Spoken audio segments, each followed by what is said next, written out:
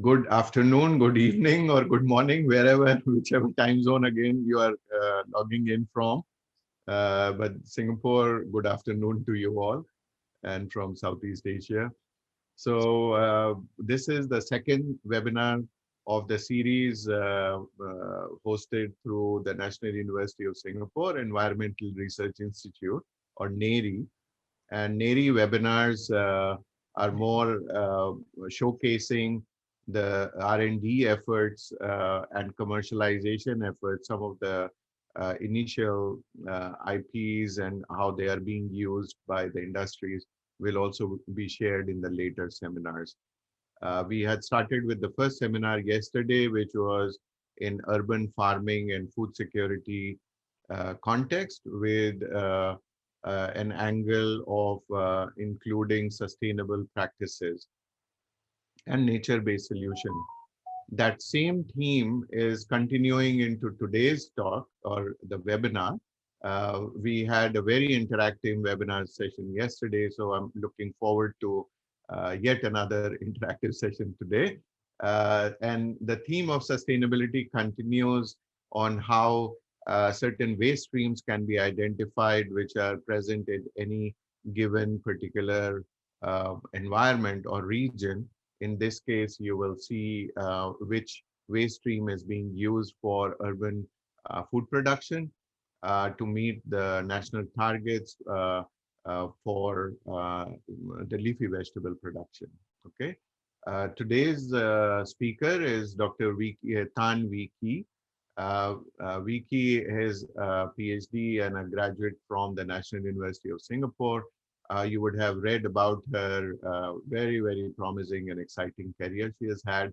I've known Dr. Tan Wee Kee for several years, from the student days to a young professional now, who has in fact brought a lot of physiology and stress functions which the plants undergo. Over a period of time, she has worked into developing these skill sets and knowledge from plants of all shapes and sizes. So I can recollect she was working with brassicas, and then she has been working with trees and their salinity. How do they cope with these adverse water conditions and saline conditions?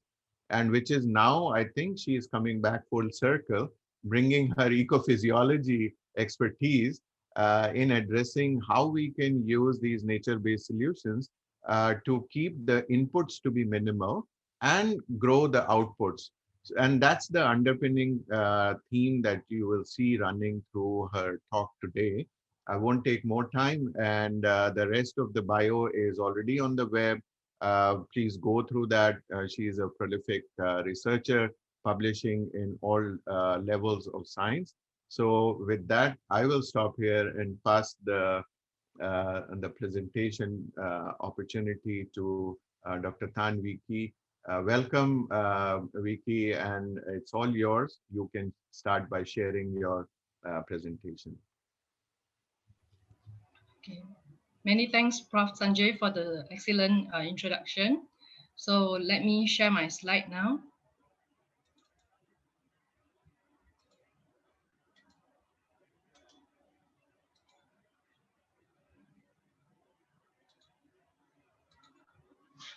Okay. Yes. A very good afternoon to everyone. Many thanks for having me here. And today I would like to share with you a waste-derived hydrogel towards sustainable farming through minimizing water leakage and nutrient loss. Well, currently we know that the challenge to feed the world population is enormous, with the population expected to reach 8 to 10 billion by the year 2050. And it has been estimated that the food production will need to grow by 70% in order to meet this demand. The challenge was further impacted by agricultural production being affected by climate change, influencing plant growth as well as the crop yields. And knowing that our food relies on good topsoil and that agriculture is water demanding, with about 70% of our freshwater resources being used up for agricultural irrigation, mainly because of the inefficiency of the soil in retaining water. In fact, with this 70% of fresh water being used for irrigation, only about 10 to 30% of this water is being taken up by the plants, with the bulk of it being leached out. Hence, it is actually this inefficiency of the soil in retaining water that leads to wastage of water, leaching of nutrient, leading to the eventual reduction in the food production. So with drought conditions expected to worsen over the next decades, it is estimated about 22% of our basic food crops are actually grown in areas with high drought risk.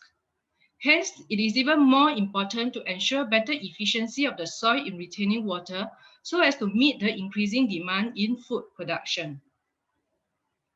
So one possible approach towards sustainable farming is through better soil management, mainly targeting at solving the inefficiency of the soil in retaining water.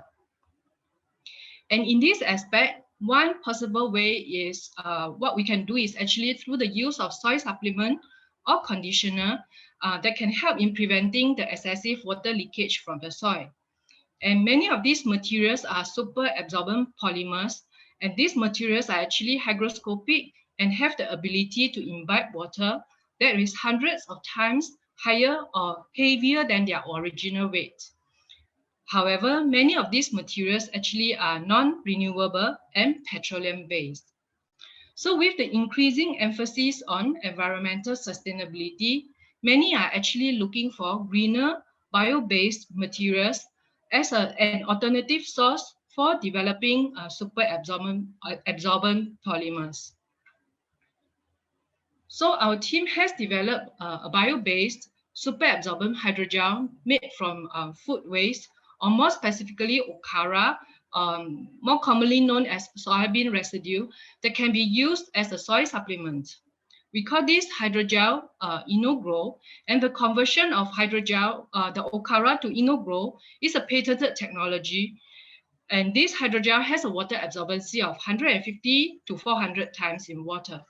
So if you look at the photographs over here, the one on top, this is actually InnoGro in the dry form. In this case, it's in powder form, but we can custom make depending on the needs, and we can change the size of the InnoGro as well. So the one below actually is InnoGro in the gel form with the addition of water. So we have our team has already proven the efficacy of InnoGro as a soil supplement. InnoGro can prevent or minimize leaching, as you can see from here. For this round, I didn't show the video, but I showed the endpoint.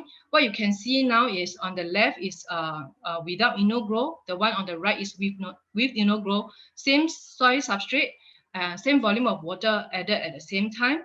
And from the endpoint, you can see without InnoGro, more water is being leached out.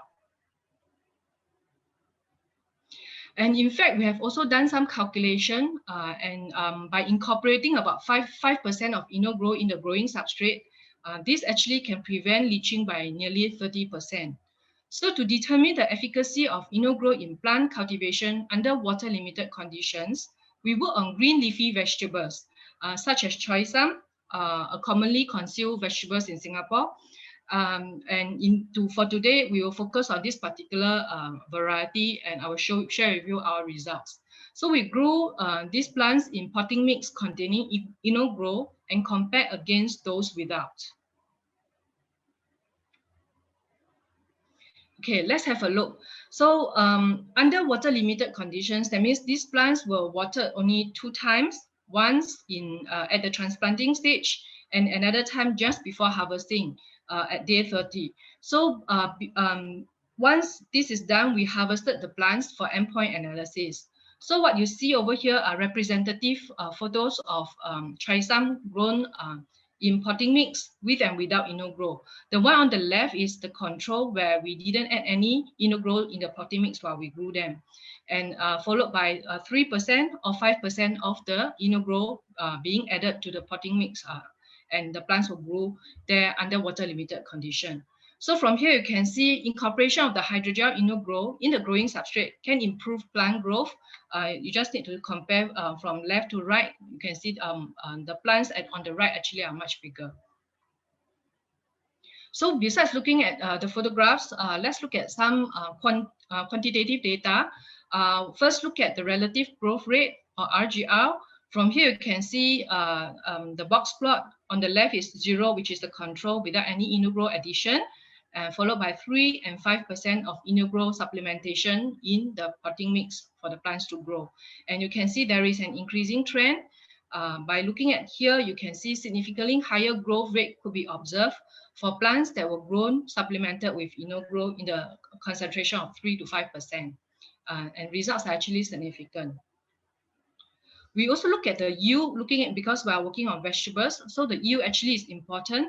So by looking at the shoot weight at harvest, from here again, what you see is 0%, which is the control, followed by 3% and 5% of the InnoGro being incorporated in the potting mix. And from here, you can see the shoot weight at harvest with InnoGro supplementation. There is a significant increase. Results are significant. And with more than 85% of this increment in yield observed when the plants were grown in substrate supplemented with up to 5% of InnoGro under the same watering regime. So working on green leafy vegetables, the next area that we have to touch on would be looking at how leafiness are the plants. And first of which is by looking at the leaf area. That means we look at how big are the leaves. And from here, what we see again, left will be the control, 0% of InnoGro added, followed by 3 and 5%. Similar trend, you see an upward trend again. In this case, about 57% increase in the leaf area was observed. Absolute amount will be about 90 cm square for the control, up to about 150 cm square for those supplemented with 3 or 5% of InnoGro in the growing substrate. So leaf area is one area that we can look at. Another area that for the leafiness would be how many leaves can we obtain from one plant. So significantly more leaves could also be obtained with increasing InnoGro concentration added to the growing substrate, as you can see from here. So far what we have been touching on are more on endpoint destructive ways of assessment on the plant growth and the plant performance of this choysum under water limited condition in the presence or absence of InnoGro. Another way to look at it is we're also interested to find out whether how the plants grow over time and with the addition of InnoGro. And this is what we have. We look at non-destructive approach through the use of 3D scanner, plant eye, and we trace the development right at the beginning from transplanting stage to the end of the experiment. So for here, as mentioned earlier on, this is under water limited conditions, meaning that water was added right at the beginning during transplanting stage, followed by another time only as indicated by the red arrow, that's before harvesting was performed. And from here, what we see, let me run you through. We have the scanner scan the plants from top view and image all the plants. And from there, the data were actually translated into quantitative data that we can look at and express as digital biomass, for example. So for the digital biomass, what we see from here is without any InnoGro amendment or addition of any InnoGro as observed by the green line here, you can see that there is a drastic decrease in the digital biomass from day 24 onwards. Okay, so this is a drastic decrease, but such a drastic decrease was not observed when the plants were grown in potting mix supplemented with 3, which is the black line, or 5% of InnoGro, which is the blue line in the growing substrate. So from here, you can see by adding InnoGro and under water limited condition, we can see a better growth in terms of the plants based on the digital biomass. Just a note to take is for the digital biomass, what they take into consideration is they look at the height as well as the leaf area. So in this case, what we are looking at under water limited condition, most likely at this stage would be the plants are actually wilting. So first sign of wilting would be the leaf lamina or the leaf blade actually shrivel. So this will result in a reduction in the leaf area if you were to take from some photographs. So same thing for here. What you can see in the next slide is, as mentioned earlier on, is 3D scanner scanning top view. So what you see is when the leaf shrivel, you are not able to see so much of the leaf from top view. So this was being captured by the 3D scanner as indicated by the red arrow here, with a much diminished area being captured for the leaf area, and hence resulted in a drop here, a drastic drop here in the digital biomass. So from here, as before, the right hand side, the left hand side will be the control where the plants were grown in potting mix without any InnoGro supplementation, followed by 3% and 5%. And based on data earlier on, we extracted the data, the scan images from after day 24 to see this drop, which is day 27, day 29. Day 24 is the basis, then followed by day 30. This is day 29 will be before irrigation was performed, followed by day 30. This is after the irrigation, a day later, where you do you capture the image. So from here you can see at day 30 after irrigation, the leaves sort of reappeared because the plant has recovered from the wilting, as indicated by the black arrows. So for the control, we can see such drastic change in the leaf area profile, but not so much for 3%, and we didn't get to see any changes in plants that were grown in potting mix supplemented with 5% of InnoGro. And in fact, if you look at the last panel with the 5% incorporation, the images were not put to scale. So you can see number of leaves here on day 24 was compared to the number of leaves here on day 30. You can see that there is an increase in the leaf area, number of leaves as well. So all this give us some information and indicates that InnoGro can actually promote plant growth under water limited conditions. How about how can InnoGro actually help in better use of the water that we have applied to the plants? So next we look at the water use efficiency, focusing on irrigation water use efficiency, which is the yield per kilogram of water being irrigated. So from here you can see again 0%, 3% and 5% from left to right. You get to see an increasing trend again, and results are significant. And this is about twofold increase in the irrigation water use efficiency when the plants were grown under water limited conditions, with 3 to 5% of this InnoGro being added to the potting mix. So overall, what we see here actually through InnoGro amendment or through the supplementation of InnoGro in the potting mix, this can actually significantly improve the irrigation water use efficiency. So come back to this particular graph again. What we are looking at is under water limited conditions. That means a 2-time irrigation actually leads to a drastic wilting of the plants without InnoGro. That's why you can see this drastic drop in the digital biomass. So another way to look at it is, then how about we don't add any hydrogel, but instead we increase the watering frequency. So by doing so, will that actually improve the plant growth? Let's have a look. Okay, first of all, we look at non-destructive monitoring of plant growth again, focusing on the digital biomass this time. Bear in mind that this round we did not add any InnoGro, but rather we play with the watering frequency. So earlier on, we know that 2 times watering from transplanting till harvesting actually is under water limited condition. So we actually doubled the watering frequency for one group of plant, and another group we watered the plants for 7 times. And the last group will be for 10 times from transplanting to harvesting. And we trace the development of these vegetables over time. Once again, under using digital looking at the digital biomass, what you can see is as early as 6 days after transplanting, you can see a slight deviation in the digital biomass already, with a drastic drop in digital biomass if you were to follow the black line. And this is as what we have seen earlier on in the earlier data, This is under water limited condition, which is 2 times from transplanting, watering from only twice from transplanting to harvesting stage. So by doubling the watering frequency, we should actually get to see an increase in the digital biomass. Highest digital biomass actually was observed following 4 times of watering from transplanting to harvesting stage, as observed from the blue line. So very naturally, we will think that maybe increasing the watering frequency can increase this digital biomass further. However, this is not the case, as what you can see from here. You have to focus on with increasing watering frequency beyond 4 times, let's say 7 times, which is the green line, or 10 times, which is the red line. All these are actually we did not get to see a steeper gradient as indicated here.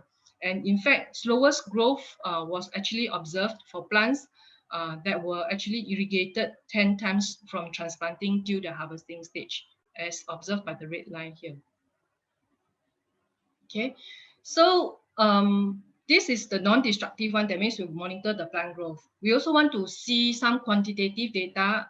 So we have some endpoint assessment as well, which I will share with you in the next few slides. So for now, what we are looking at, focusing on the photographs again, these are representative plants, trisome that have been photographs have been taken just before destructively harvesting them. And the one on the right, on the left will be the, I can't say it's the control, but that's where we saw earlier on in the earlier set of experiment under water limited conditions. So the watering frequency for here is 2 times, 4 times, followed by 7 times. And the last one would be plant that was watered 10 times from the transplanting to the harvesting stage. So from here, visually, you can already see quite obvious. The plants, the second set of plants actually gives us very good growth performance compared to the rest. And from here, by increasing the watering frequency, it doesn't seem to give us quite promising result from the image here. So by looking at the quantitative data, so this one bigger in size actually is translated when you look at the shoot the yield or the shoot weight at harvest. You can see that by increasing the watering frequency from 2 times to 4 times, you can see an increasing trend. And actually by doubling this watering frequency from 2 times to 4 times, it significantly doubled or almost doubled the shoot weight at harvest. And with further increase in the watering frequency beyond 4 times, we did not see an increasing trend. Rather, you can see a decreasing trend instead, with the lowest shoot fresh weight being observed for plants that were watered 10 times as observed over here. So what you are seeing right now is by looking here at the data here, we know that watering frequency can affect the growth. And by doubling the watering frequency, you can see up, then you go down again. So you can see an inverted, so-called somewhat an inverted V trend for the shoot weight at harvest. Similar trend actually was also observed for RGR. You can see up and down again from 2 to 4, then subsequent go down in terms of the watering frequency. And this is for the RGR. If we were to look at the leafiness, be it number of true leaves as observed here is also inverted V up, down again. And for the total leaf area per plant, this is more pronounced, up and down again. And in fact, the results are actually significant, especially for those plants that were watered 4 times compared to those that were under water limited conditions, which were watered 2 times from transplanting to the end of the experiment. So right now, the message taken is, yes, we don't have to add any gel. We can actually improve the watering frequency we can improve the plant performance just by increasing the watering frequency. But we wonder whether this is actually at the expense of the water use. So how best the plant utilize the water that was being applied to them. So if it's a similar trend, then of course we can say, hey, gel is not required. But let's have a look. From here, we didn't get to see this upward trend and go down. The inverted V was not there. Instead, we see a decreasing trend. So by doubling the watering frequency from 2 to 4 times in 2 weeks, resulted in a significant decrease in the irrigation water use efficiency as well as the shoot water use efficiency. And this is actually the yield per kg of water that is being taken up by the plants. Hence, from here, we can conclude that although wilting of the plants in the absence of InnoGro could be prevented when the watering frequency was increased from 2 to 4 times, this was being compromised by more than 60% drop in the water use efficiency. So going back to the data again, we also mentioned that in terms of the growth, for example, going beyond 4 times, we did not get to see a corresponding increase in the yield. So this made us think what actually happened over here. And we look at the leachate analysis. In this case, what we did was we, the endpoint, more working towards the endpoint where we watered the plants. Day 29, when we watered the plants, we collected the leachate. And we want to see what are the nutrients present inside the leachate. So because this is the endpoint already, what we are analyzing actually gives us some indication on what is actually being left behind in the potting mix or soil substrate that is being used to grow these vegetables. And once again, we compare by looking at the watering frequency, the several watering frequency that we were talking about just now. And from here, focusing on nitrates, for example, we can see that the nitrates were no longer detected in the leachage. Most of it were just before crop harvest if the plants were watered too frequently, if they compare this. Okay, with increasing watering frequency, you can see a drop in the nitrates. And a similar trend was also observed for phosphate, as you can see from here, as well as the potassium, you can see from here. So focusing on nitrates again, when we look at it in greater detail, we found that actually no nitrates were found in the leachates collected from the third irrigation onwards. So indicate that most of the nitrate actually in the growing substrate were lost through frequent watering. And in contrast, if we were to look at the plants that only watered twice, that means this one, about 36% of this total nitrogen was still detected in the leachate at the same time point, that means on day 29, indicating that some of the nutrients are still quite substantial amount of the nitrates actually left in the potting mix if we didn't water the plants so frequently. So to add on to what we are looking at, so we want to prove that the arrested growth actually is due to substantial watering and resulting in the nutrient leakage. And what we did for the next set of experiments was we frequent watering at the same watering frequency. Let me run you through the figure here. It's rather small. The left box plot shows that we water the plants frequently with just water. That means irrigate with water. The middle box plot will show we try to replace some of the water that we want to use for irrigation with Hoagland instead. So Hoagland solution actually is nutrient rich and is very suitable for plant if you want to increase their plant growth.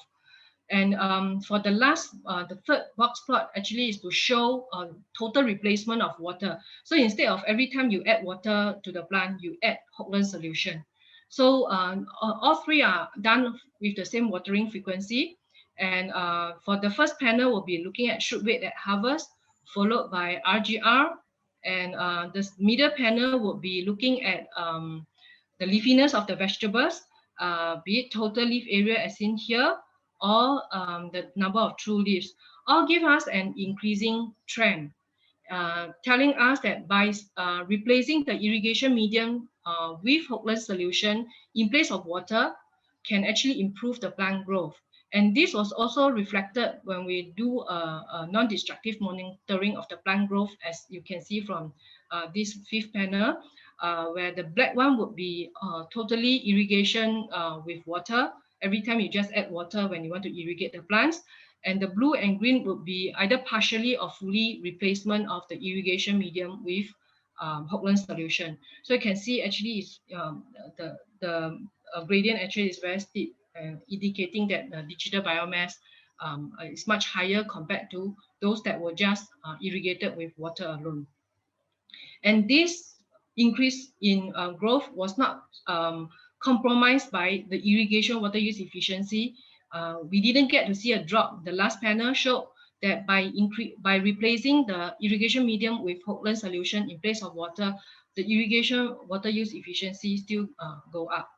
So from here you can see by replacing this irrigation medium with Hoaglands can improve the plant growth or the growth of the vegetables, and this further confirm that the nutrient leaching, the arrested growth with the frequent irrigation, as we observed earlier on, is due to the nutrient leaching.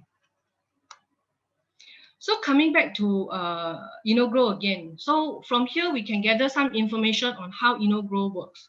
So from what we can see, InnoGro actually acts as mini reservoirs, retaining the water and hence also the fertilizer, as what you can see now, in the soil nearer to the roots for longer periods of time.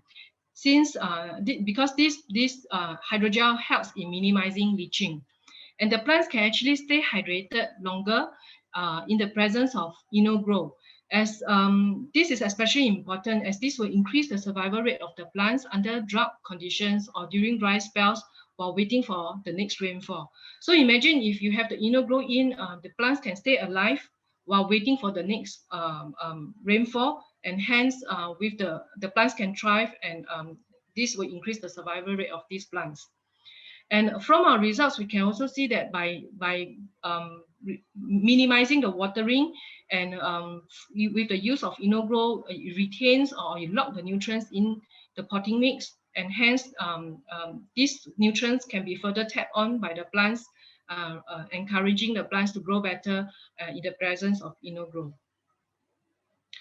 So in essence, what we have done is we have adopted a waste to resource approach and develop a super absorbent hydrogel from soybean waste. In this case, we call it food waste okara, that can be used as an effective soil supplement for plant cultivation.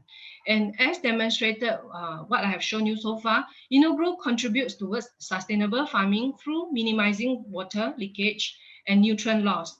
And with this hydrogel amendment, this allows the plants to stay hydrated and healthy for longer periods of time, eliminates the need to increase the watering frequency to prevent the plants from wilting. And by doing so, the compromised irrigation water use efficiency, as observed as a result of increasing the watering frequency, could be prevented. And this we are able to achieve better water usage. So besides reducing water usage and minimizing watering frequency, supplementation with InnoGro simultaneously can lock in the nutrients that is present in the growing substrate. And this will allow for sustained plant growth, and is especially important and suitable under unfavorable cultivation or weather conditions. So to summarize, InnoGro, a waste-originated bio-based proprietary super absorbent hydrogel, can minimize leaching and reduce watering frequency, and as a result helps in saving water as well as manpower. It can also reduce nutrient leakage and hence able to save fertilizers as well. So with this, it enhances plant growth as well as food production, and more importantly, this InnoGro reuses okara, which is a food waste, and hence reduces the food waste. So InnoGro is a soil supplement with great water holding capacity that can be used for better quality plant cultivation, overcoming soil inefficiency and climate change through a more sustainable approach. So before I end this talk, we would like to thank our grantor, the National Research Foundation, NRF, for the financial support. And we are also very grateful to our collaborators, Singapore Food Agency, as well as the National Parks Board, for their involvement. And through this project, a deep tech startup, New Soil Private Limited, supported by the NUS Group, had been set up. We are working towards commercialization of InnoGro. Right now, we are focusing more on reinforcing our product characterization, as well as conducting additional field studies in order to diversify the application of potential of InnoGro. And with this, I thank you for your attention, and you can reach me with the following email address. Thank you.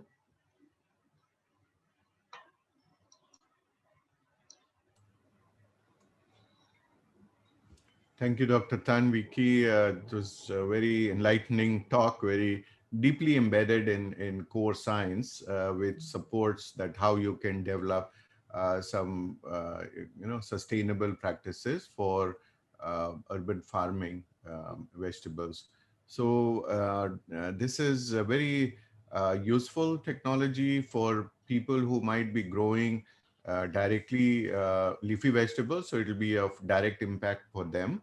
But I'm sure our people here, participants, they will have questions related to how they can use it in different scenarios, and how your technologies developed here can be adopted and adapted for their growth formats, right? So we will come to those.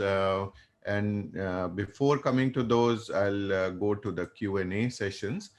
And if it's okay, we'll proceed to the Q&A. Please post your questions to the participants in the Q&A format rather than the chat.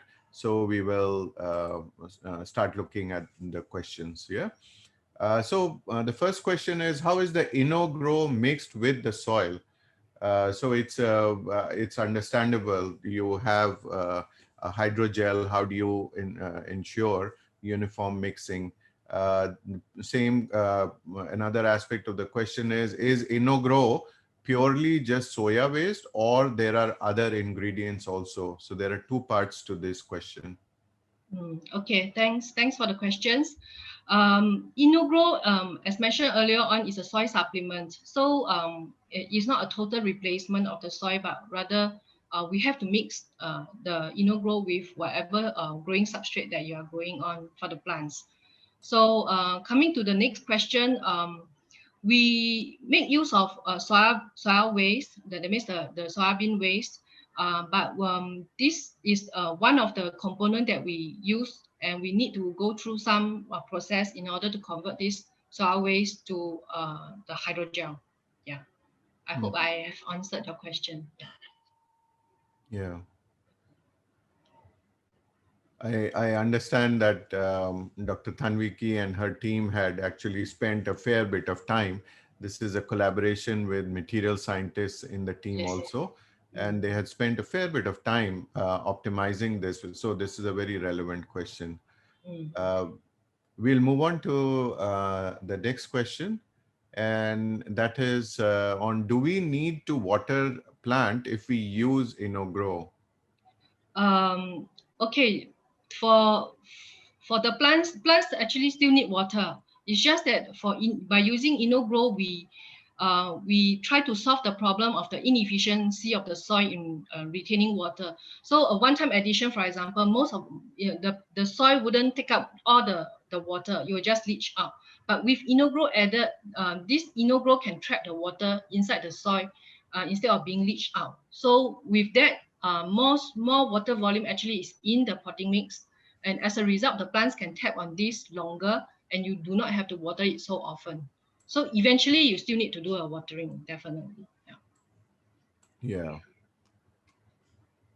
Okay, so we move to, there are a set of three questions from the same participant, and we know that person.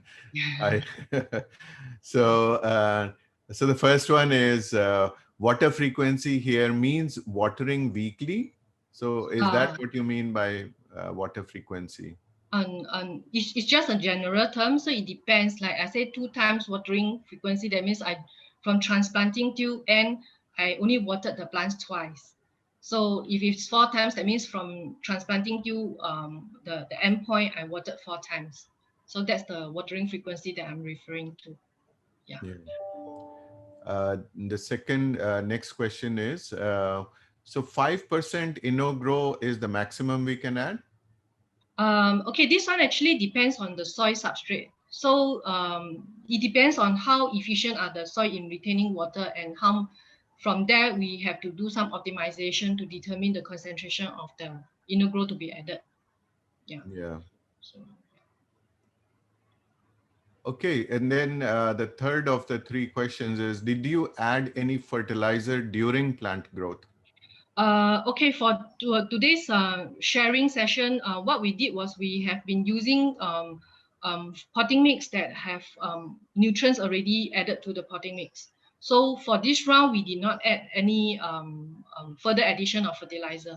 But our team did, right now, experiments are ongoing. We are actually studying with further addition of nutrients or whatsoever and see how the plants react.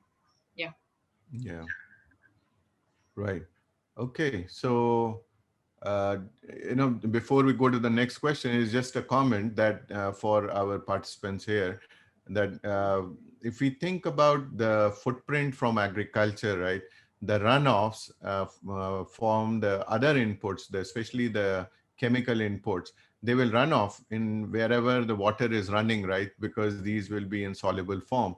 So in Mm. Singapore, the groundwater, it will certainly be shared with other resident areas and the reservoirs and other bits. It's a continuum below the soil surface, right? So Mm. we can imagine that if we are living in close quarters with the areas of production, this sort of soil-based farming, it poses a challenge, not a risk, but a challenge, that how do we minimize the inputs, which is a benefit for the farmers as well. Also, it's a benefit for the consumers. It makes the plants more, chemical free, or less chemicals for the consumers to have less load of the chemicals coming into their body. And lastly, for the environment. So overall benefits are actually multitude. How we adopt them to the different cropping systems and things, these are things where this part of the work, which is very deeply embedded in science, can really help bring the technology to the users, right? Yeah. Yes, Uh, definitely. isn't it? Mm. Uh, so we move to the next question, and that is on, can you explain more about InnoGro?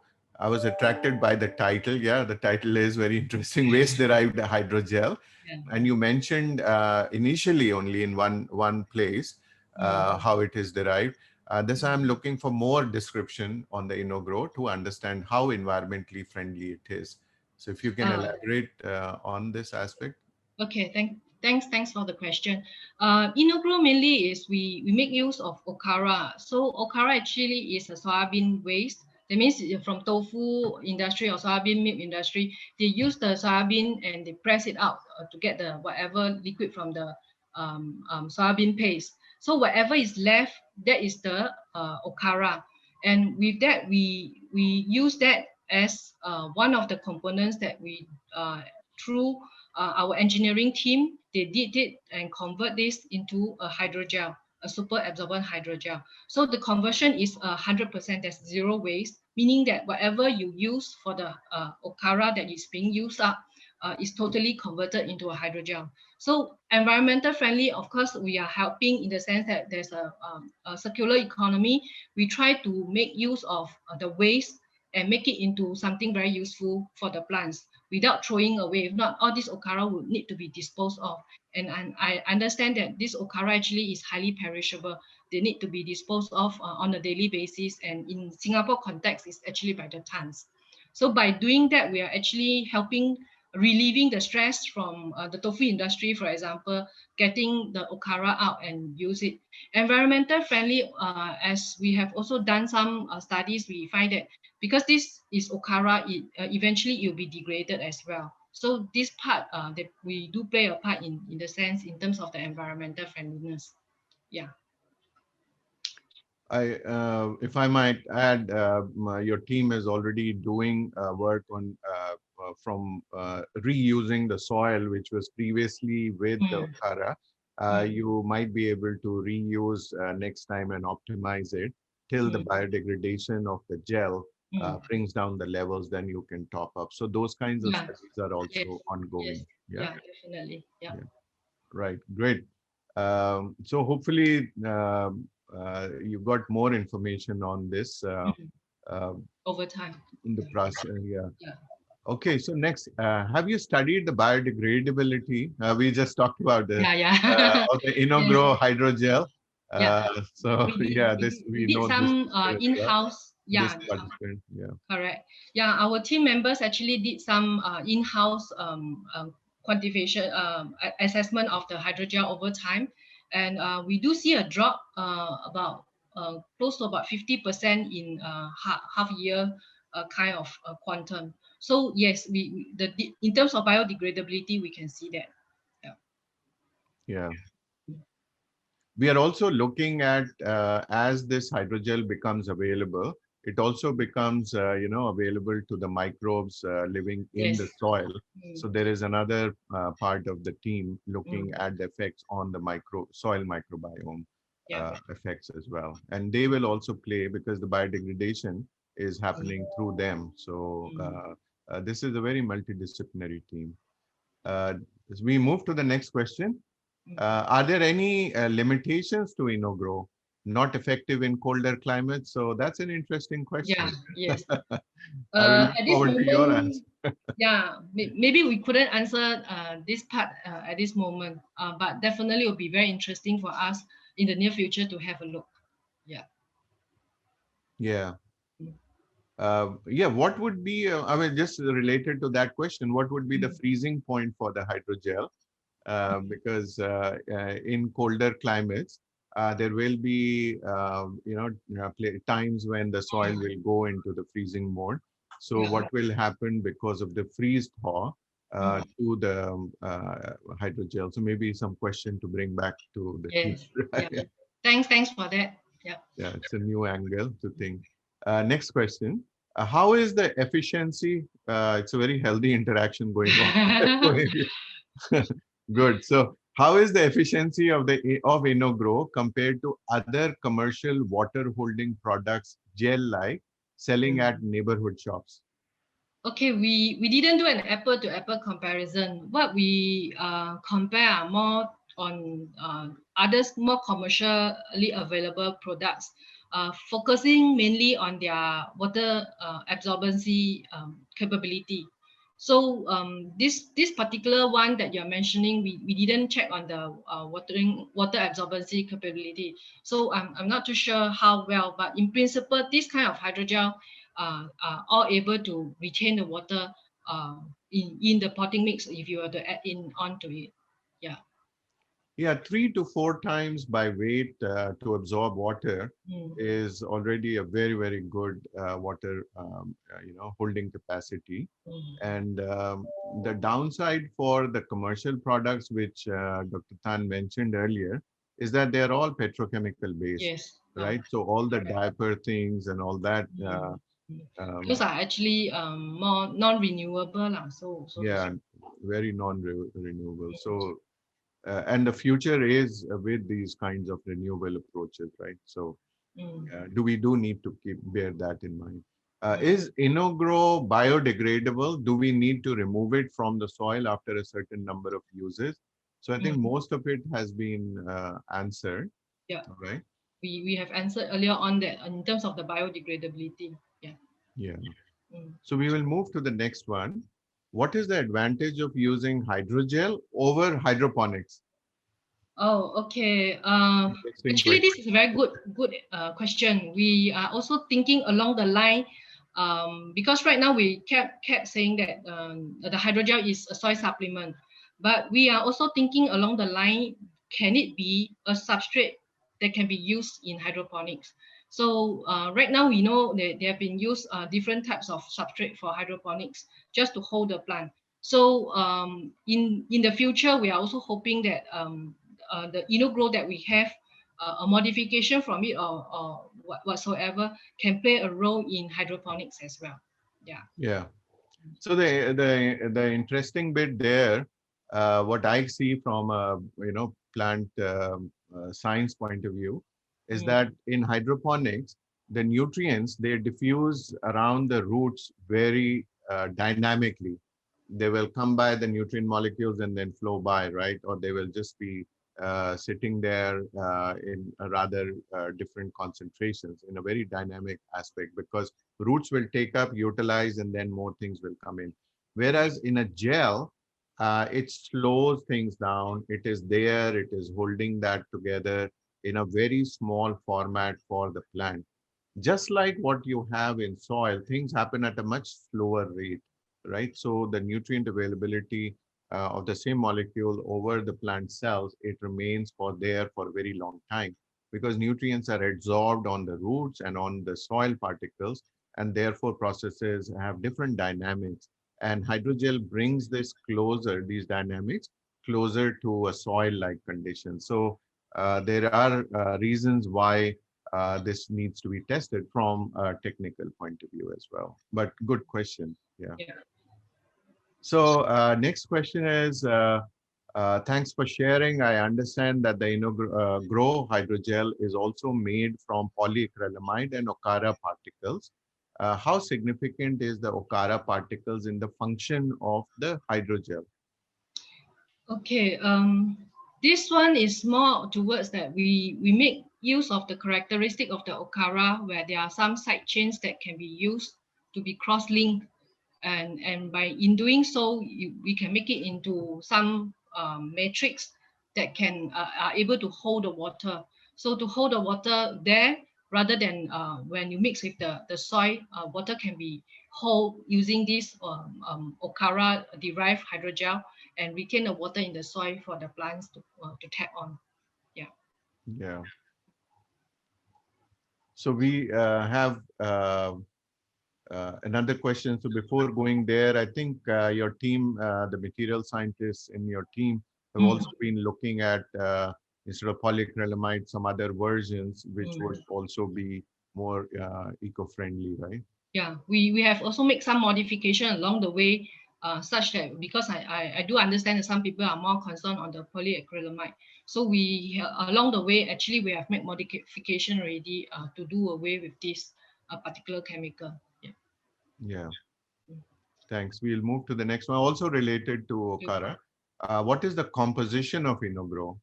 Uh, okay, this is a patented technology. So if you are interested, you can, in the slides, we did provide some information on the link to look at the patent. So you can, from there, you can get some information if you want.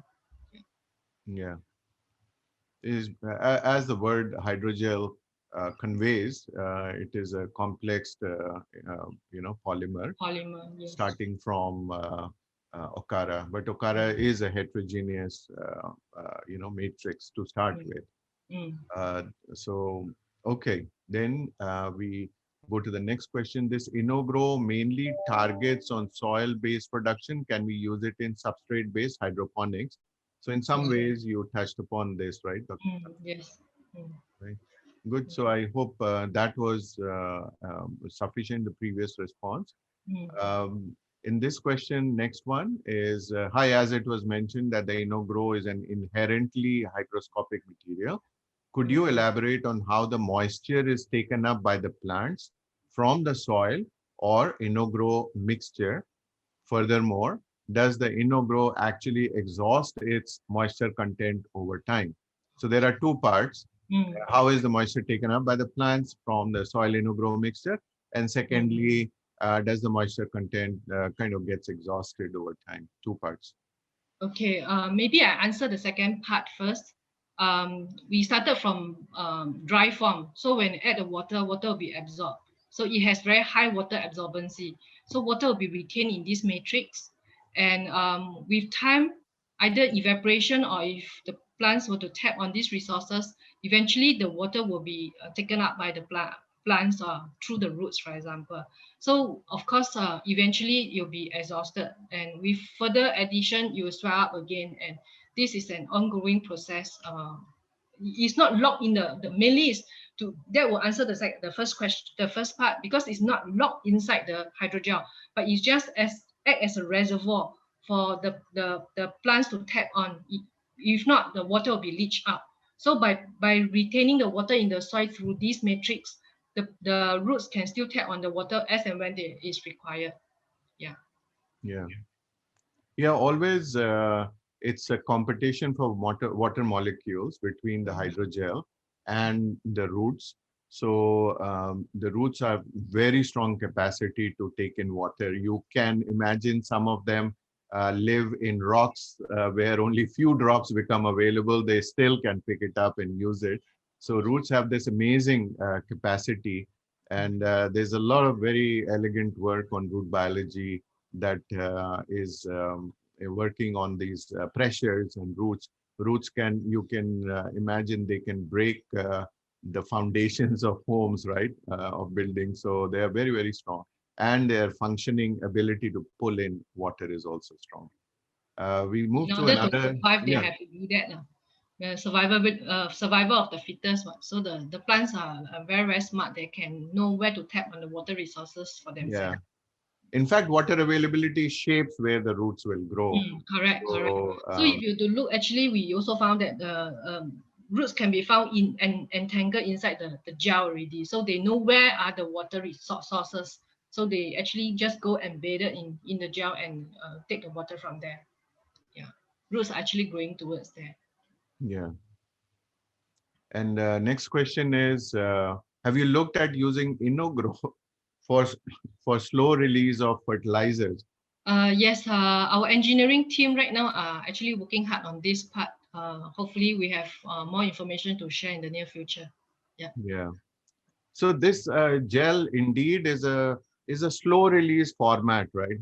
It's a matrix to whatever you embed in there, whether it is a probiotic consortium, prebiotic, it is fertilizer, whatever you want to deliver near the Mm, plant roots, mm, you should be able to then have that. So you can imagine that in a in a farming context, wherever you are going to put your seedlings or the seed, if it can have this hydrogel, mm. then at a very strategic location. So it's not like all over, everything is all over the place.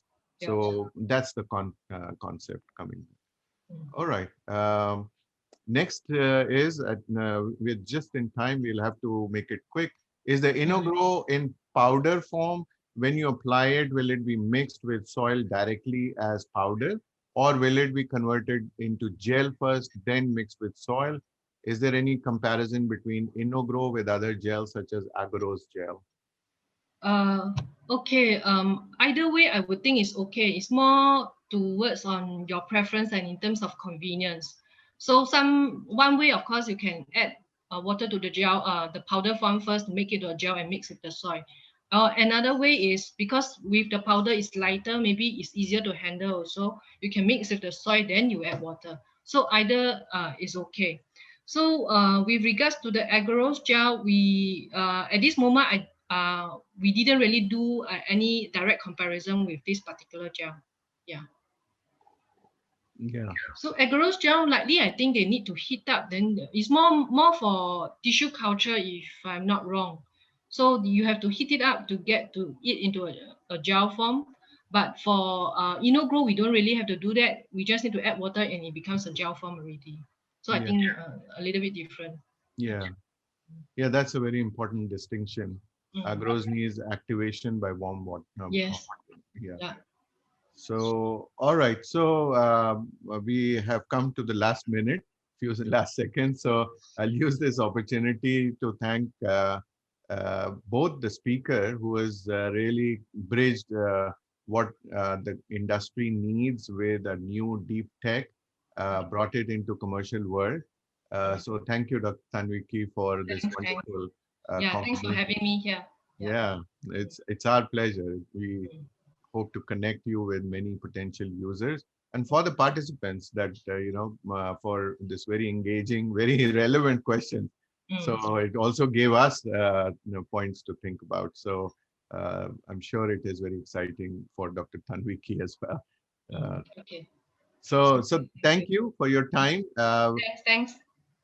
Yeah, we have now come to an end of this webinar and session, and we are continuing with these webinars. So please have a look at the schedule and do log in and be as interactive as this session has been. So it was a pleasure for me in hosting you, Dr. Tanviki, and thank you to the listeners.